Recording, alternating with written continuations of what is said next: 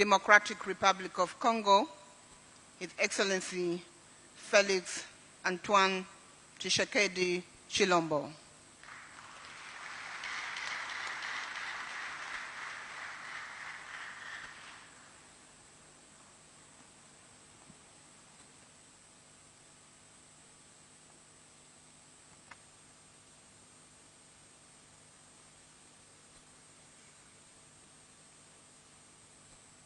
Excellences, Monsieur le Président Hage Geingob, Président de la Namibie et Président en exercice sortant de la SADC,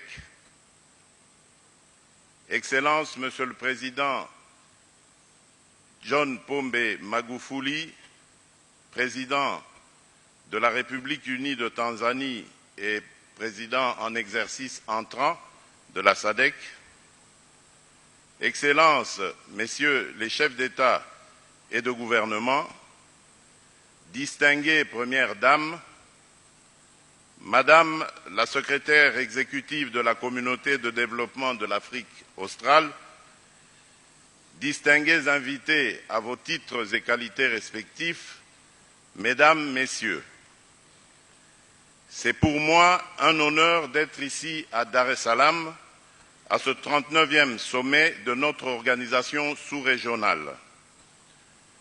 Je voudrais d'abord présenter ma gratitude au gouvernement et au peuple frère de la République unie de Tanzanie pour l'accueil combien chaleureux et fraternel qui a été réservé à toute ma délégation ainsi qu'à moi-même depuis notre arrivée sur cette terre de Mwalimu Julius Nyerere, ce beau pays qui va de Tanganyika à Zanzibar, Jamhuri wa Muungano wa Tanzania.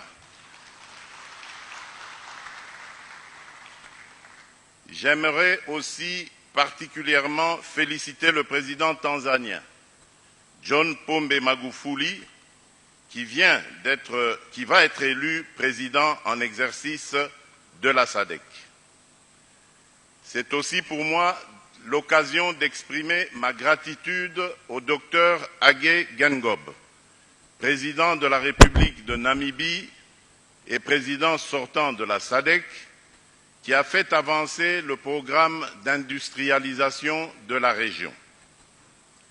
Ce programme a mis l'accent sur le développement des infrastructures, l'autonomie des jeunes, la promotion des droits de la femme et le développement durable, objectifs qui me tiennent à cœur.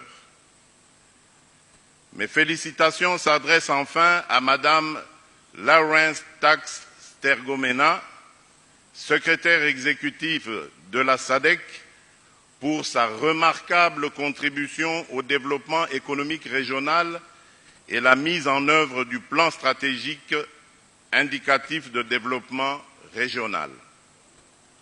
Enfin, je remercie vivement tous les pays membres de la SADC pour leur accompagnement manifeste durant les moments les plus critiques, ce qui a permis d'éviter l'implosion de la République démocratique du Congo et de favoriser l'alternance politique, démocratique et historique vécue récemment après les élections de décembre 2018. Mesdames et Messieurs, je prends l'engagement solennel de n'épargner aucun effort pour que mon pays, la République démocratique du Congo, avec votre accompagnement, recouvre rapidement dans sa partie Est la paix et la stabilité pour lui permettre de contribuer efficacement au processus d'intégration sous-régionale. Mesdames et Messieurs, au moment où je prends la parole devant cette auguste assemblée, je voudrais vous informer que la partie Est de mon pays est en proie à une insécurité persistante causée par les groupes armés d'origines internes et externes.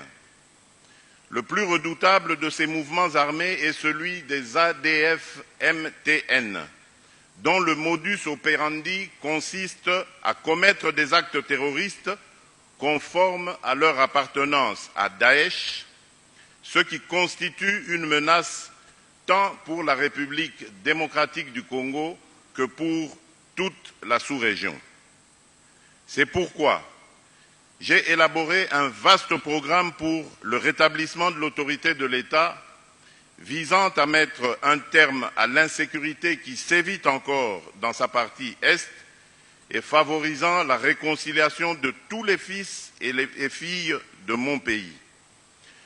Ceci aura comme conséquence l'instauration d'un état de droit et l'amélioration du climat des affaires. Mesdames et messieurs, je voudrais ici solliciter un peu, en vertu de la charte de notre organisation, votre solidarité envers mon pays et son peuple pour qu'à l'issue de cette session, nous puissions, à l'instar de la brigade spéciale qui opère sous le commandement de la MONUSCO et qui avait mis en déroute le mouvement de M23, prendre la ferme résolution de renforcer les forces armées de la République démocratique du Congo afin d'en finir définitivement avec tous ces mouvements qui sèment la mort et la désolation au sein de nos populations. Je propose de créer, à l'image de la coalition mondiale contre le terrorisme, une coalition régionale pour éradiquer ce fléau. Mesdames et messieurs, au-delà de ces préoccupations sécuritaires, mon pays est également confronté à la maladie à virus Ebola qui sévit dans la même région. Compte tenu de la gravité de cette situation, j'avais mis en place au mois de mai dernier une cellule technique qui travaille sous ma supervision, composée d'experts de renommée internationale, parmi lesquels le docteur Muyembe, qui a identifié le virus d'Ebola et dont les travaux de recherche ont conduit à la découverte du MAB 114, une molécule thérapeutique pour le traitement contre la maladie. Pour votre information, ces travaux seront récompensés le 30 août prochain par le gouvernement japonais. Cette stratégie de riposte nous a permis de mettre à l'abri la ville de Goma et de poursuivre l'éradication dans les autres parties qui seraient affectées, tels les 2 cas détectés avant-hier à Bukavu. En même temps, le Rwanda, pays voisin, l'Organisation mondiale de la santé et la République démocratique du Congo se sont accordés pour adopter des mesures communes préventives permettant de renforcer la riposte. C'est ici l'occasion pour moi de saluer l'élan de solidarité qui s'est manifesté de la part de nos partenaires bi- et multilatéraux pour leur accompagnement et leur soutien. Je puis enfin vous rassurer que je ne ménagerai aucun effort pour relever ce défi.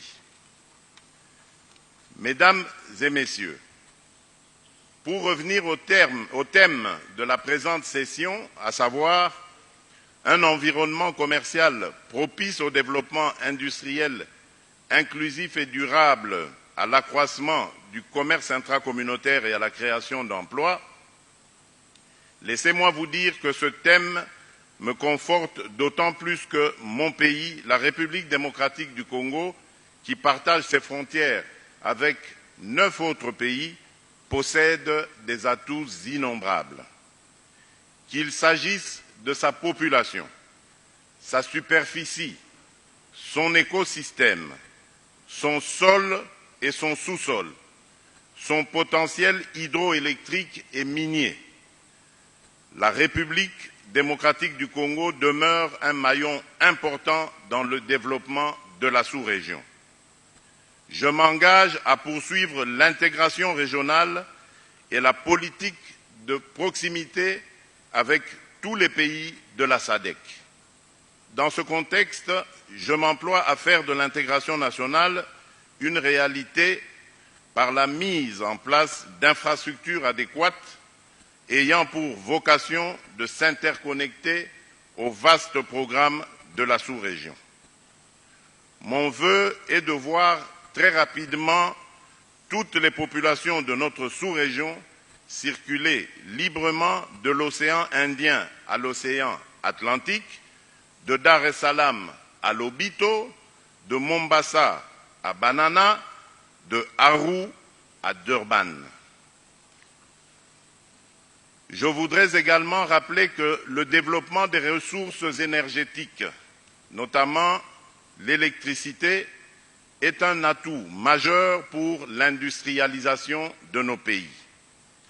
À cet égard, la République démocratique du Congo offre de nombreuses opportunités pour la SADC.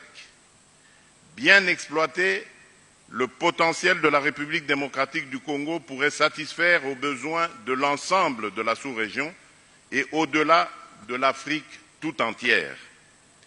Le développement durable, c'est aussi l'agriculture. Point n'est besoin de rappeler qu'en cette matière, mon pays dispose aussi d'énormes capacités. Voilà ce que mon pays est disposé à apporter pour l'accomplissement de l'ambitieux programme que nous nous sommes fixés pour notre sous-région. Excellences, Monsieur le Président Hage Geingob, président de la Namibie et le président en exercice sortant de la communauté de développement de l'Afrique australe, Excellences, Monsieur le Président John Pombe Magufuli, président de la République unie de Tanzanie et président entrant de la communauté de développement de l'Afrique australe, Excellences, Messieurs les chefs d'État et de gouvernement, distinguées Premières Dames, Madame la secrétaire exécutive de la communauté de développement de l'Afrique australe, distingués invités à vos titres et qualités respectifs, Mesdames et Messieurs, pour terminer, j'ai la ferme conviction que les assises du présent sommet aboutiront à des propositions concrètes afin de créer un environnement commercial et sécurisé propice au développement industriel inclusif et durable dans notre espace SADC. Au nom du peuple congolais et au mien, je souhaite plein succès aux travaux et délibérations du 39e sommet de la SADC. Kwa niaba ya raia wote wa Kongo na mimi mwenyewe nawatakia mafanikio mema ya kazi yetu.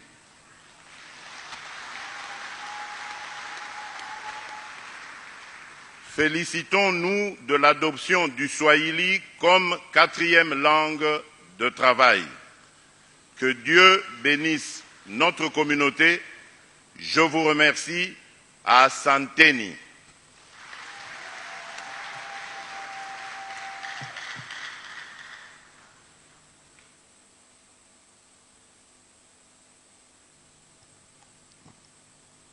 Thank you, Excellency, from the Democratic Republic of Congo.